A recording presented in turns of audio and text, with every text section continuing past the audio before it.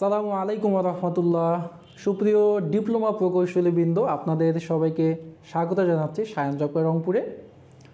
2025 সালের জানুয়ারি মাসের 4 তারিখে রংপুরে শুরু হচ্ছে ব্যাচ নাম্বার 6।